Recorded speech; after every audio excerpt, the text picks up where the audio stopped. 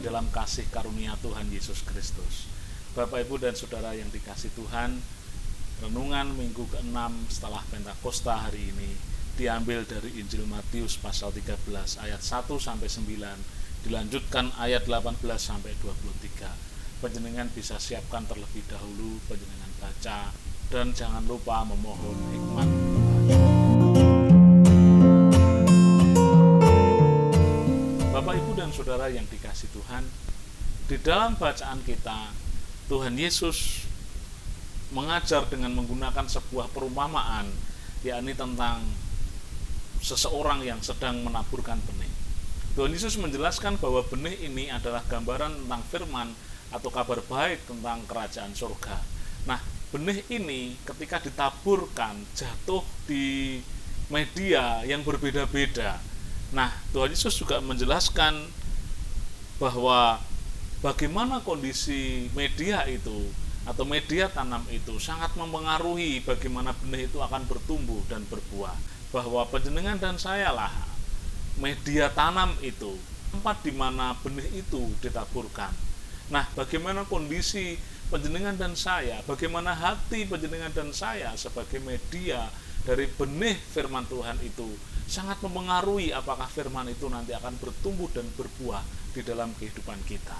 Nah, mari kita lihat menurut perumpamaan Yesus tentang seorang penabur itu. Nanti kita lihat di mana panjenengan dan saya. Yang pertama, Saudara, benih itu ditaburkan lalu jatuh di pinggir jalan.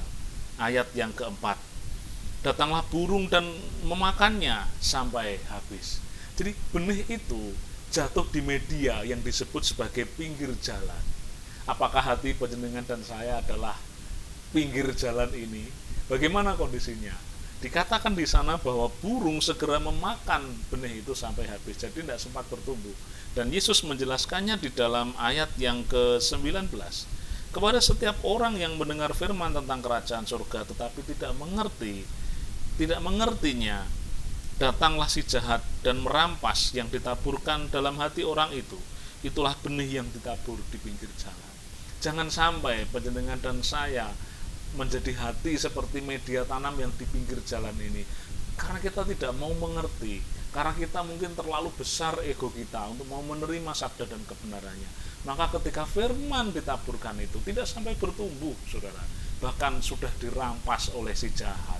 Mungkin kita karena ego, mungkin karena memang kita sudah merasa bahwa kita tahu, maka ketika kemudian kita mendengar tentang firman kebenaran, kita mungkin berkata, alah paling seperti itu. Maka disinilah kemudian kita tidak akan dapat menikmati berkat apa-apa dari kebenaran firman Tuhan, akan dirampas oleh si jahat. Media tanam yang kedua adalah tanah yang berbatu-batu. Mari kita lihat, apakah hati, apakah hidup, apakah jiwa panjenengan dan saya adalah tanah yang berbatu-batu. Mari kita lihat ayat yang kelima.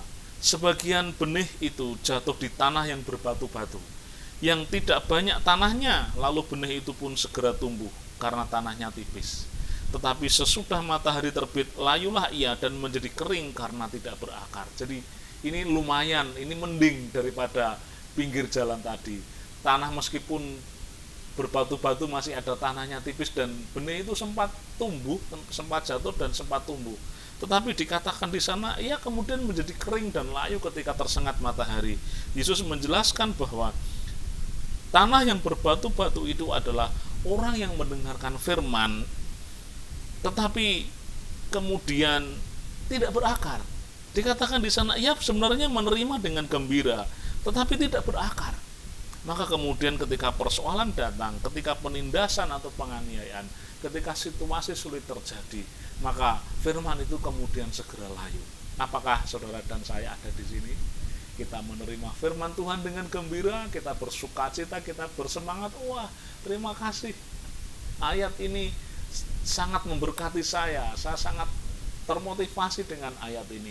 Tetapi karena kita kemudian tidak mau menjalin hubungan pribadi dengan Tuhan, kita tidak mau kemudian memegang firman itu dengan iman, maka firman itu tidak bertumbuh atau tidak berakar dengan baik. Tumbuh tapi akarnya tidak nyokot dengan baik di media tanam itu. Maka kemudian ketika firman itu tidak tertanam dalam hati kita, kita tidak memeliharanya, datanglah penindasan, datanglah penganiayaan, kemudian itu membuat kita kemudian menolak Tuhan, membuat kita kemudian lupa pada kebenaran firman yang telah kita terima dengan gembira itu tadi. Kita kemudian tidak mau menghidupi dan mengimaninya, kita hanya menerima dengan gembira saja tanpa iman. Wah, cocok ya, tetapi kita tidak mau memegangnya. Maka yang terjadi adalah firman itu tidak bertumbuh. Apakah panjenengan dan saya ada di posisi ini? Semoga tidak. Yang ketiga, ini jatuh di semak duri. Apakah hati panjenengan dan saya adalah media tanam yang ketiga, tanah yang penuh dengan semak duri? Ayat yang ketujuh, sebagian lagi benih itu jatuh di tengah semak duri, lalu makin besarlah semak itu dan menghimpitnya sampai mati.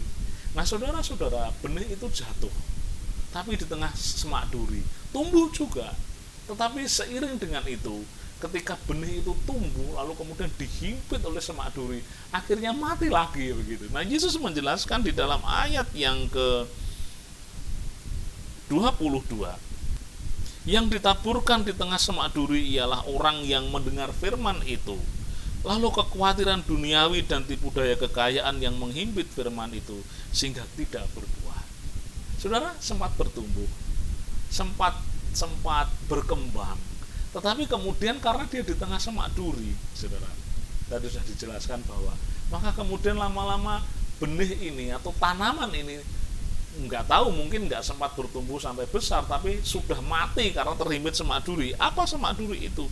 Yaitu adalah kekhawatiran, tipu daya kekayaan, persoalan hidup, saudara. Itu akan menghambat firman Tuhan. Nah, kalau hati kita sebenarnya, saudara, siap menerima firman Tuhan, dikatakan di sini semak duri bisa tumbuh.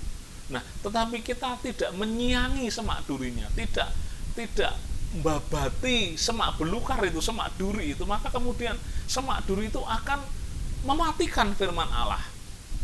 Saudara, sama seperti ketika kita menerima firman Allah, tetapi kemudian tidak menanamkannya sungguh-sungguh, tidak mengimani dan memegangnya sungguh-sungguh, maka kemudian tanpa sadar sebenarnya, saudara, kekhawatiran hidup kita kemudian mematikan kebenaran firman Tuhan yang sebenarnya sudah tertanam di dalam hati kita.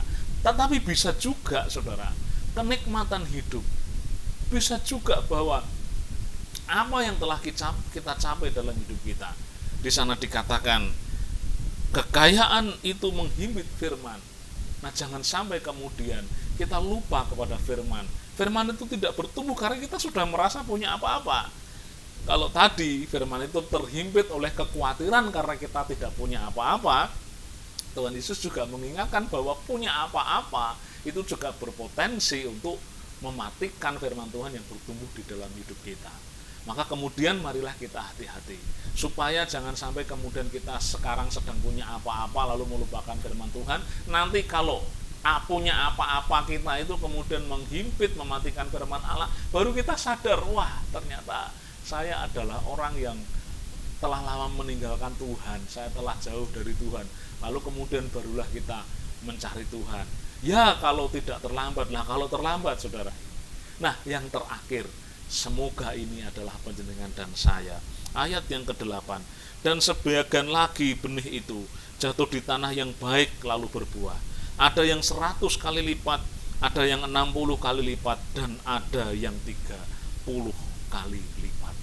Nah, benih yang terakhir jatuh di tanah yang subur. Semoga ini panjenengan dan saya. Apa itu tanah yang subur? Yesus berkata tanah yang baik ialah orang yang mendengarkan firman itu, mendengar dan mengerti. Mengerti artinya kita ada proses belajar, kita kemudian merindu untuk tahu apa yang menjadi kehendak Tuhan dalam hidup kita, bahwa firman itu tidak kemudian hanya diterima lalu didiamkan, tidak, tetapi mencoba dihidupi, tetapi kita mencoba mencari kebenaran, kita rindu untuk bertumbuh, lalu kemudian dari proses itu kita kemudian bisa tahu bagaimana membedakan kehendak Tuhan dengan kehendak kita, kita bisa menangkap maksud Tuhan dengan kepekaan rohani, itu mengerti, lalu kemudian berbuah, saudara. Firman itu kemudian berbuah, saudara. Nah, semoga panjenengan ada di tanah yang keempat ini, Artinya hati yang siap ditaburi, hati yang diolah dengan baik, yang menerima dengan rendah hati, lalu kemudian mempelajarinya dan kita kemudian berbuah di dalam firman Tuhan itu. Nah, saudara-saudara, di bagian akhir renungan ini saya ingin mengajak panjenengan untuk melihat sesuatu yang sangat menarik, yaitu tentang penabur ini. Saya berpikir begini, loh lah kalau tanahnya itu macam-macam, ada pinggir jalan, nanti ya saudara, ada kemudian tanah yang tipis berbatu-batu, lalu kemudian ada semak duri lah. Pertanyaan saya, ada yang subur tanahnya, ada yang baik. Nah, pertanyaan saya, loh lah kok tidak milih langsung ditaburkan ke tanah yang baik gitu saudara? Kenapa kok penabur ini menyebar benih di mana-mana tempat, kalau tahu itu ternyata pinggir jalan, atau itu tahu kemudian semak duri, saudara? Ini menarik sekali, saudara. Nah, apa yang bisa kita pelajari dari ini? Yang pertama, saya menafsirkan bahwa penabur ini adalah Tuhan Yesus yang sedang menaburkan berita kerajaan Allah. Nah, ketika benih ini atau warta kerajaan Allah ini ditaburkan ke semua tempat, itu artinya keselamatan itu, warta berita kerajaan Allah itu diberikan, ditaburkan kepada semua orang. Yesus tidak pilih-pilih. Yesus menyebarkan keselamatan ini universal kepada semua orang, ke seluruh dunia. Tetapi persoalannya adalah hanya yang tanahnya baik saja yang akan menerima kemuliaan dari pewartaan kerajaan Allah itu. Artinya saudara, keselamatan itu perlu respon. Kasih Kristus itu untuk semua orang, tetapi hanya diterima oleh orang-orang yang merespon saja, sebagai gambaran benih yang tumbuh di tanah yang baik ini. Nah, ketika Yesus melakukan itu, saya dan saudara adalah murid-murid yang saat ini dipanggil untuk mengerjakan pelayanan seperti yang Yesus lakukan, yaitu menaburkan kebaikan, menaburkan warta baik tentang kerajaan Allah kepada semua orang. Artinya pelayanan tidak boleh pilih-pilih. Artinya berbuat baik tidak boleh pilih-pilih. Artinya ketika panjenengan dan saya menyampaikan kebenaran Allah tidak boleh pilih-pilih. Dalam pengertian saudara, kita lakukan saja semuanya. Kita kerjakan saja semuanya. Dan lalu bagaimana hasilnya? Ya, nanti Roh Kudus yang akan bekerja. Nanti Roh Kudus yang akan memberikan hasil dari apa yang kita kerjakan. Nah, yang penting kita taburkan saja, yang penting kita layankan saja, yang penting kita kerjakan saja. Soal nanti berhasil tidak berhasil, nanti biarlah Roh Kudus yang mengerjakan apa yang telah kita kerjakan itu. Jadi kita tidak perlu memilih-milih, atau kita tidak perlu kemudian ini nggak bisa, ini jangan, ini tidak. Tetapi kita kerjakan saja yang menjadi bagian kita. Setidak-tidaknya saudara, pasti dari benih yang disebar itu pasti ada sebagian, pasti ada bagian-bagian tertentu yang nanti akan tumbuh di tanah yang baik, dan itu akan bertumbuh sesuai dengan karya Roh Kudus di dalam kehidupan orang yang ditaburi kebenaran firman Tuhan itu. Jadi saudara, di titik ini kita dipanggil oleh Tuhan untuk melayani dengan terus-menerus. Siap sedialah baik atau tidak baik waktunya, kata Paulus kepada Timotius. Kita kerjakan semuanya sebaik-baiknya, di mana saja, di mana tempat, dalam waktu yang bagaimanapun, supaya apa saudara, benih itu tertaburkan kemana saja. Bahkan kalaupun itu nanti tumbuh di batu-batu, itu tugas kita untuk kemudian membuat supaya itu bisa tetap tumbuh begitu saudara. Nah, syukur-syukur bertumbuh di ladang yang baik, dan kita tidak pernah tahu itu hati manusia yang sedang kita taburi, yang sedang kita layani itu hati yang seperti apa, kita kan tidak pernah tahu. Apakah itu pinggir jalan, apakah itu batu-batu, apakah itu semak duri. Jangan-jangan dia adalah ladang yang baik. Saudara, kita nggak pernah tahu. Maka kemudian kerjakan saja, taburkan saja, beritakan saja, dan hasilnya nanti Tuhan Yesus di dalam Roh Kudus yang akan bekerja memberikan hasilnya. Tuhan memberkati Bapak, Ibu, dan saudara semuanya. Amin. Haleluya.